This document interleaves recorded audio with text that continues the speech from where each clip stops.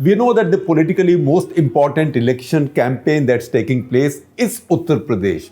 But in so many ways, the most exciting and the most interesting, filled with characters of all kinds and very colorful language, is actually the Punjab campaign. Looks like it's the most headline grabbing, and that is when BJP hardly even features there, although they are trying very hard to make a difference, but they hardly feature there among the front runners. Punjab has three front runners that we know. So we'll talk about one.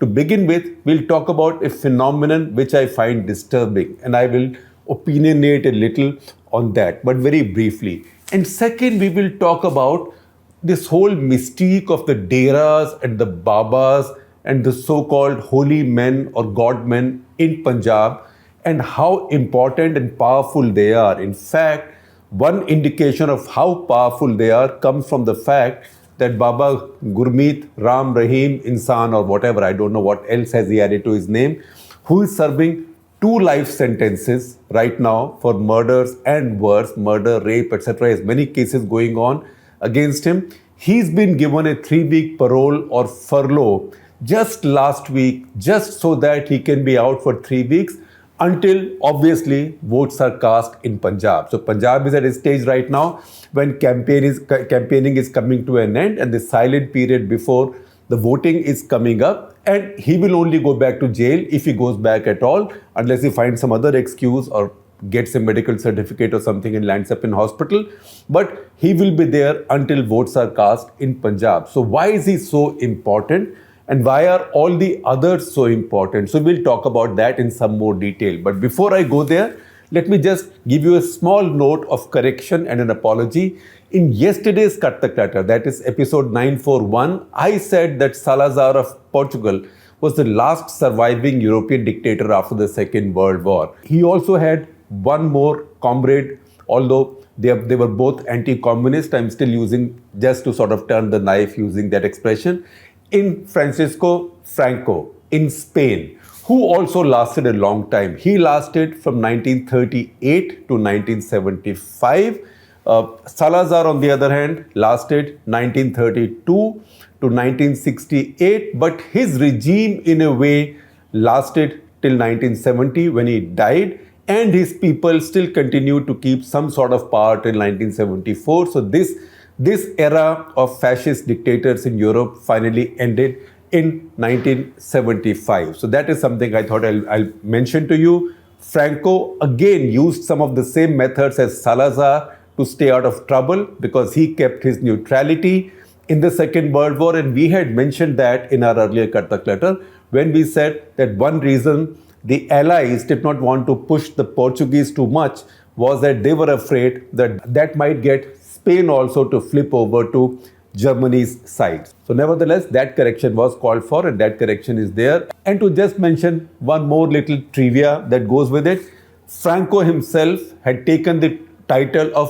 Caudillo or Cordio, I don't know how the Spanish pronounce it, Caudillo, which would generally be the same as the Supremo, as the dictator, as the Führer, right? Something like that. And he went on till 1975. Nevertheless, we move back on to our theme for today, which is Punjab. So first of all, what is troubling me, and I will take no more than 2 minutes talking about it. That is, everybody is bringing up the ghost of terrorism in Punjab. So you have Narendra Modi, Prime Minister, who's going around raising the specter of terrorism, also talking about security failure, vis-a-vis his own convoy that took place the other day, accusing the state government of not being effective against terrorists. You have BJP's partner Amrinder Singh, who's painting these really horrific pictures of drones and stuff coming in from Pakistan and doing terrible things in Punjab, as if Punjab is rife for the return of terror. Similarly, we've had Kumar Vishwas now come up saying that Arvind Kejriwal was mixed up with Khalistanis, and saying that Arvind Kejriwal said that he would like to become chief minister or the head of a state, even if it's a state out of the Indian Union. Now, what are we all doing? What all of us are doing in the process, we are painting the devil on the wall. please don't do it. There is no interest, there is no sex appeal, there is no oomph, nothing. There is no pull for terrorism in Punjab. People of Punjab have had enough of it. There is, however, a raw nerve in Punjab, and that raw nerve is about religion, about sacrilege. We saw some of that play out in these incidents of sacrilege or allegedly sacrilege related lynchings. It's also very sad that the state police is not able to move in those cases. We just carried a story from Revati Krishnan, which you should read. I'll share a link with you, which talks about the Amritsar case, that forget charging anybody with unlawfully killing him or lynching him. They haven't even been able to find out who the person is. Right? If I know Punjab police, by this time, even if they were actually not able to identify the person, they would have produced some name and also his parents before you and got them to confess that he was their son. Punjab police does the most successful creative writing for any police force in the country, but they also are not doing it because they are afraid. So that is what makes the situation very sensitive in Punjab and very raw. And it is best for everybody to not play with it, because if you do that, consequences can be horrific. So now we move on to the real power behind the throne in Punjab. And why does Baba Ram Rahim, I'm not using the expression Baba for him because I think he is a Ponchela, Ponchawa, holy man. That is how he is referred to, right? Baba Ram Rahim Insan. Insan he added to his name when he came under pressure from devout Sikhs who thought that he was also now proclaiming himself to be a guru. Among the Sikhs, anybody who proclaims himself as the guru is committing blasphemy, sacrilege, is an apostate, and this usually has really awful consequences. So he added the name Insan to himself, saying, I am not God, I am a human being. But you've seen that he's produced movies, he's produced music, his own congregations, all of those have promoted him or built his image as a superhuman being, right? A kind of a living God. And you can see that, on the one hand, his godly powers did not save you from being convicted, not in one, but two cases where he's got life sentences. So he's, as I told you, serving two simultaneous life sentences. But at the same time, it has to be some powers that have got him out on furlough or parole at this time, at election time, when every hour of the time that he is outside can count for quite a bit in the number of votes. You know why? Because he has these tens of millions of followers, a lot of them in Haryana, but most of them in Punjab. And most of his followers in Punjab are in what is called the Malwa region. Right? Malwa region is where Aam Aadmi Party is very strong. Punjab has three regions. Majha is the region which is sort of west of the Beas River, bordering Pakistan. Then Doaba, which is between the two rivers of Punjab, the main rivers, that is Beas and Satluj. And then there is Malwa, which is the drier region. So that is the region sort of the other side of Ludhiana, right? That is where there is a large Dalit population. There's a large population of poor Sikhs and poor Hindus, mostly Dalits who follow Baba Ram Rahim.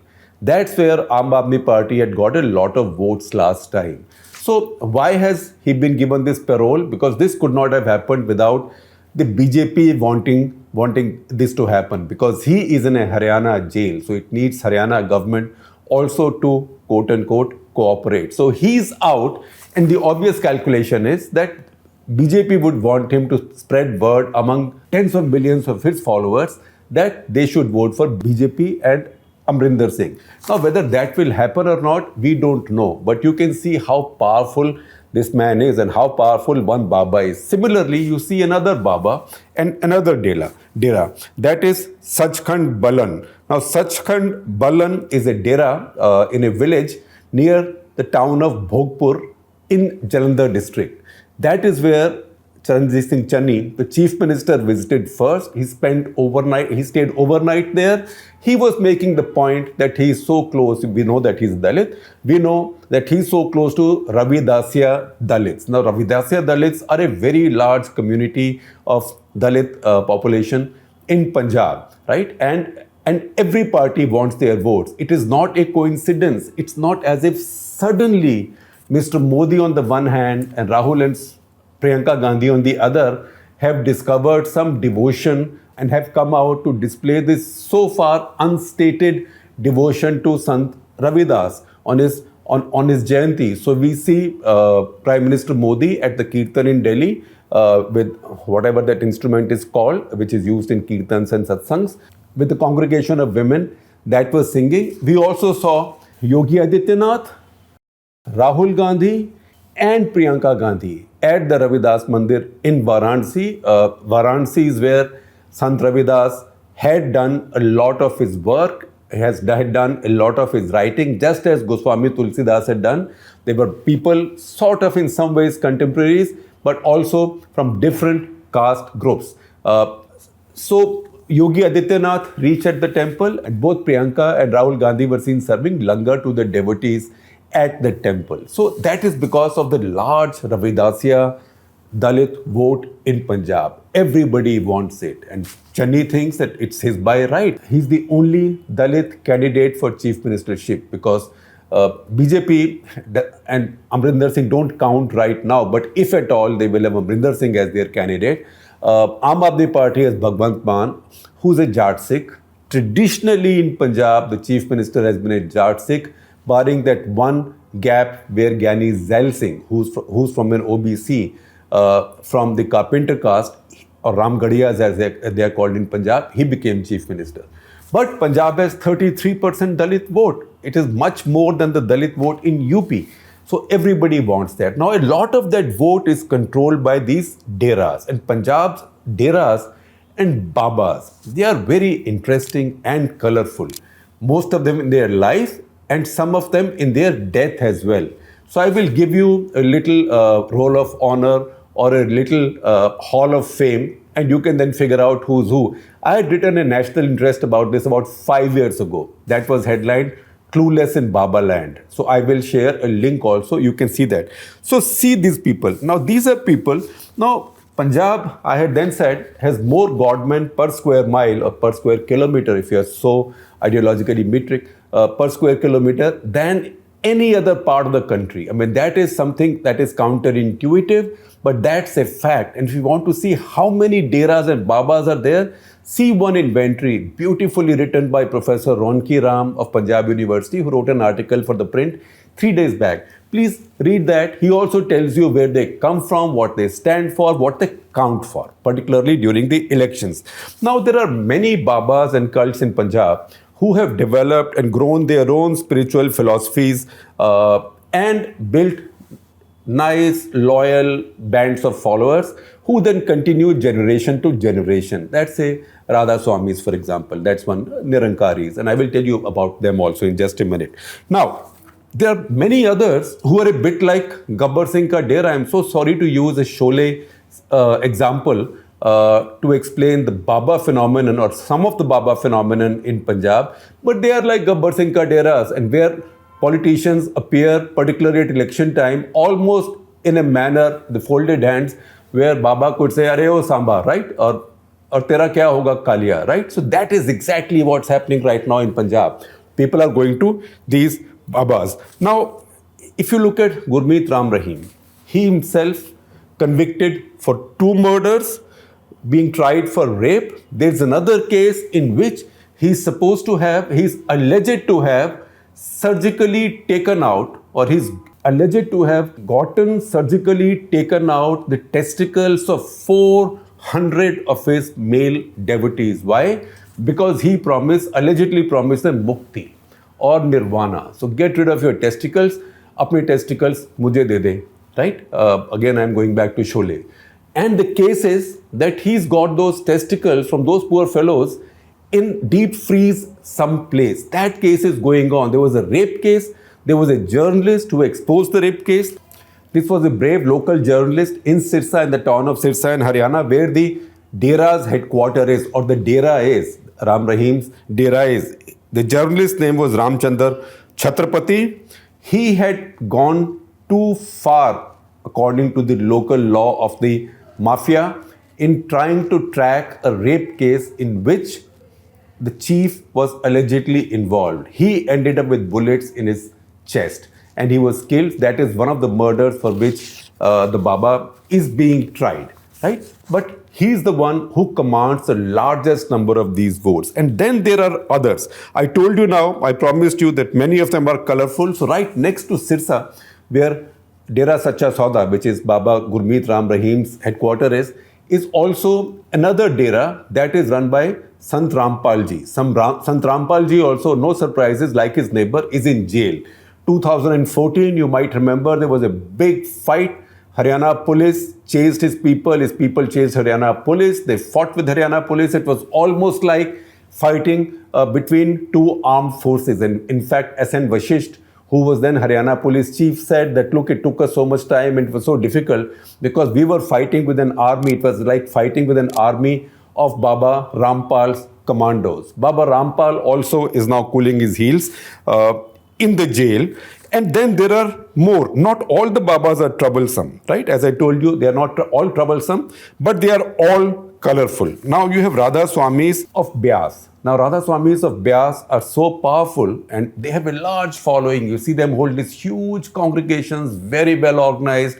They do a lot of charity work, but they are so powerful that Prime Minister Modi just the other day met Baba Gurinder Singh Dhillon, who is the head of the Radha Swami sect. He not only met him, but after meeting him, he posted a picture on Twitter. You can see that because once again, although Radha Swami Satsang does not actively get into votes and elections, they are usually apolitical, but it doesn't do you any harm, particularly for a prime minister that powerful.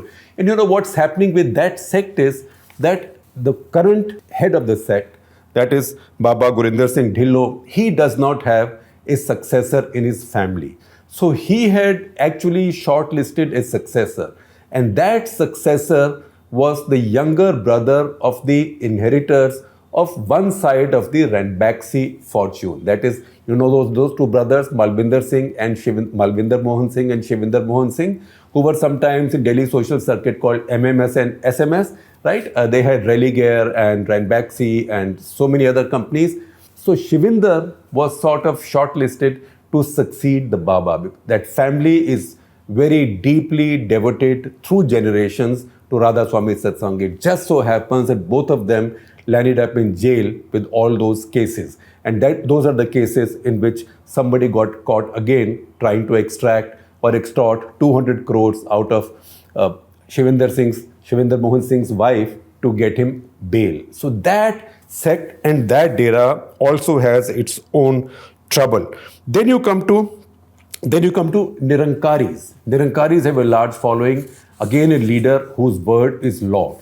Now Nirankaris are people who fell afoul with devout Sikhs in the late 1970s. The troubles in Punjab or the terrorism in Punjab or the anger among the Sikhs of Punjab started with an incident on 13th of April 1978, Baisakhi Day, when a bunch of followers of Sant Bhindranwale, who was then a nobody. So a bunch of his followers went to protest at a Samagam, which is a huge congregation that the Nirankaris were holding. Why? Because they thought Nirankaris were guilty of apostasy because Nirankari chief was pretending to be a guru.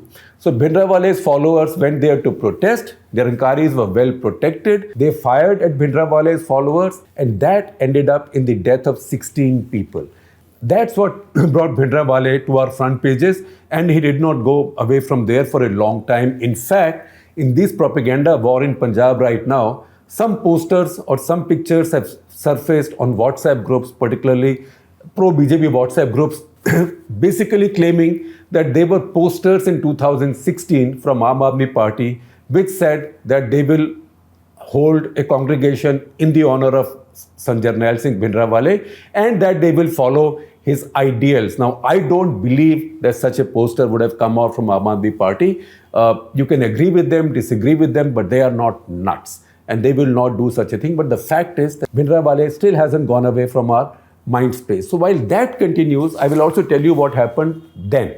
After that incident, devout Sikhs declared all the Nirankaris as people who should be boycotted. So Akal Takht, the holiest seat of Sikhism, which is the supreme seat of temporal and spiritual power for the Sikhs, and it has the power to issue edicts or like papal bulls or ecclesiastical orders or encyclicals. Usually you see those things in Christianity, in conservative Christianity, but they also issue hukamnamas, which are their version of papal bulls. So they issued a hukamnama then forbidding Sikhs from having any social contact with Nirankaris. And they, in fact, the exact language they use is आपका इनके साथ रोटी बेटी का संबंध नहीं होगा, which means you will not share a meal with them, you will not intermarry with them. That is also, after 35 years after that, the Akal Takht issued a similar hukamnama about Baba Ram Rahim also. And this is when Akali BJP government was in power in Punjab, and you know what happened? That hukamnama was issued, but the state government, because they wanted the votes from Baba Ram Rahim, they then leaned on the Akal Takht and the Granthis and the priests to accept apology from Baba Ram Rahim, saying, I didn't mean it, I'm so sorry, etc., etc. They accepted the apology, but then pushback came from conservative Sikhs. And when that happened, they withdrew their acceptance of the apology. But by that time, too much confusion had been spread, जिसको कहते हैं रायता बहुत ज़्यादा फैल गया था. And so Gurmeet Ram Rahim continued until the law caught up with him in these really awful criminal cases. Now there are also the Namdharis. They are also a sect. They also have a leader. They also have followers, very loyal. They are the gentlest, friendliest of Sikhs you can find. They wear those white turbans like this. They in fact also used to have a very good hockey team in Delhi in the local league. Unfortunately, many of our local leagues right now have sort of faded away, but Namdharis were a very strong team in Delhi. Now, Namdharis themselves generally stay out of trouble. Their most durable chief was Baba Jagjit Singh. When he died, he did not leave a son behind. So he had to choose out of his two nephews. So he chose one of them, Uday Singh, to be his successor. That Uday Singh then began to lead the sect, which is quite powerful, quite rich, in the name or along with his mother, Chand Kaur, who was now given the name of Baba Chand Kaur. Remember, not Bibi Chand Kaur, Baba Chand Kaur. So she became a kind of the image of the earlier chief. That is, now Baba Chand Kaur was chased by two motorcycle-borne assassins in Ludhiana on 4th of April 2016 and assassinated. Right? So I told you that in life or death, they make news and they are colourful. Then there was another famous one. Or infamous one, depending on which side you are on. And that is Bhanyara Baba from village Noorpur Bedi in Rupnagar district, or what used to be Ropar district, not far from Chandigarh. Now, he was very powerful, and he became even more powerful because Bhutta Singh, when he was Home Minister of India, he began to visit him. And Bhutta Singh thought it was Bhanyara Baba's miraculous powers that cured his wife, who had some terrible disease. And then Bhutta Singh, Home Minister of the country, becomes your devotee, and Home Minister also in a Congress cabinet. You become very powerful, and then your fame spreads that you have these magical powers. Other people start going to you. At some point of time, he got ahead of himself. He got ahead of himself. In 2001, he made the mistake that none of these Dera chiefs usually want to make, which is to pretend that he also was a guru, because to claim to be a guru among the Sikhs is sacrilege, blasphemy, apostasy, all rolled into one. Because Guru Gobind Singh had said, the last guru had said, that after me, the holy book, Guru Granth Sahib, will be your guru, Guru Manyo Granth. So anybody who pretends to be a guru after that is committing a grave sacrilege and insult to Sikh faith. So 2001, he wrote a book also, which he called Bhavsagar Granth. And in Bhavsagar Granth, he talked about his own miracles, which would mean that he was also pretending to be a guru. Immediately, it was public knowledge that contracts were put out on him. Government banned that book. That ban still hasn't been lifted. He was arrested. He was in jail. National Security Act was used against him. Punjab is a sensitive state, particularly on issues of religion. So he was an NSA detainee, and one of those visits to the court, while he was going through these cases, he was stabbed by Babbar Khalsa people. He survived in 2003, but he was stabbed. He died recently. He died in 2019. He died of natural causes, it seems, on December 30, 2019. And he was only 61. And again, how colorful was he? His father was the earlier head of this dera, wasn't that prominent. Father died. The son, who was then just a mere peon in the Punjab government, he gave up his job and he came there, and somehow stories of some miracles spread. And then Bhutta Singh happened, and after that the legend grew. And once again, politicians did land up at his place asking for votes and support. Next, there is somebody who's famous in death, who's much more famous in death than he was when he was alive. He's Freezer Baba, literally Freezer Baba. Now, deep freezers and Punjab Babas have some connection. I told you that there's an allegation that testicles of 400 devotees are lying in deep freeze somewhere with Gurmeet Ram Rahim. It's an allegation, it's a charge, right? Now, this Baba, his name was Ashutosh. He came from Bihar. Came to Punjab and grew a huge, humongous following. Ashutosh Baba, right? Ashutosh Baba then died. Ashutosh Baba died in 2014, right? 2014, 8 years back, he died. But his followers said he can't die. He's just taken samadhi and he'll come back. So they put his body in deep freeze. Now, Punjab and Haryana High Court has tried to have it cremated. There was one judge order saying cremate it, then a division bench saying don't do it. But the fact is, he is now famous as Freezer Baba, and his devotees throng the place and they say, Ashu Baba aayenge. And that is the slogan there, Ashu Baba aayenge.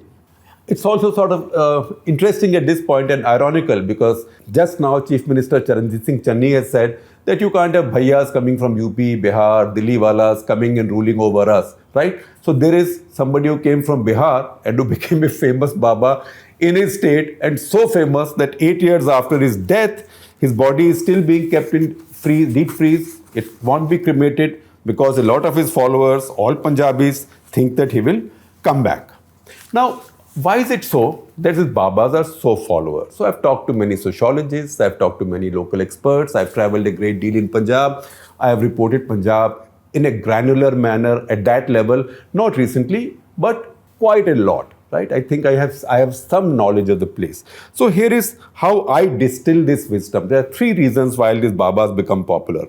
Number one, Sikhism is the youngest large religion in the world. It's just over 500 years old.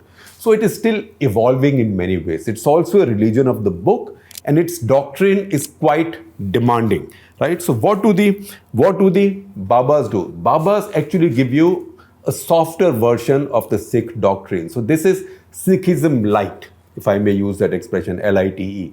They use that kind of Sikhism which imposes fewer lifestyle restrictions. And you get sort of the sanction or legitimacy for doing that from a Baba, from a holy man. Second, because Sikhism and tenets of Sikhism are followed by many Hindus, and many tenets of Hinduism are followed by Sikhs. So these Babas succeed in a hybrid model, right? So they draw elements from Hinduism and Sikhism and create a hybrid model. So both Hindus and Sikhs become their followers, and they can come to the same satsangs or the same congregations. And third, while devotion to a holy book is great, but a holy book, you don't go to a holy book and say, holy book, can you please give me a son, right? I've got 5 daughters but no son. This is a very patriarchal situation. So these Babas are the ones who give you these quote unquote blessings. And then what happens is, when somebody has that blessing answered, then fame spreads. So and so had a child born because this Baba blessed them. It is a bit like Emperor Akbar and the Jahangir story, right? He went to Ajmer Sharif and he got this blessing, and that is how the big legend of Ajmer Sharif was born, which continues to grow over time through the centuries. So these Babas also do that stuff. A lot of the women go to them mainly complaining about some relatives, mothers-in-law, daughters-in-law, right? A lot of that, or succession struggles. My brother wants to take away my property, etc. Or also for de-addiction, saying that my kid is addicted. Babaji, please do help my kid. And the Babajis, I don't know what they do, but there is a feeling that they'll be able to help. Because what happens is that to have somebody, a human being at the other end, instead of a book which you revere anyway, right? So a human being then becomes like a living deity, and you get easily imprisoned by that. So that is what is leading to this phenomenon in Punjab, which is very peculiar to the state. That is the reason Channi goes and stays overnight at this dera, right? This Ravidasiya dera. That is the reason Narendra Modi meets the head of the Radha Swami sect and posts a picture on Twitter. That is the reason also that Baba Ram Rahim, somebody serving 2 life sentences simultaneously, gets a parole exactly at election time.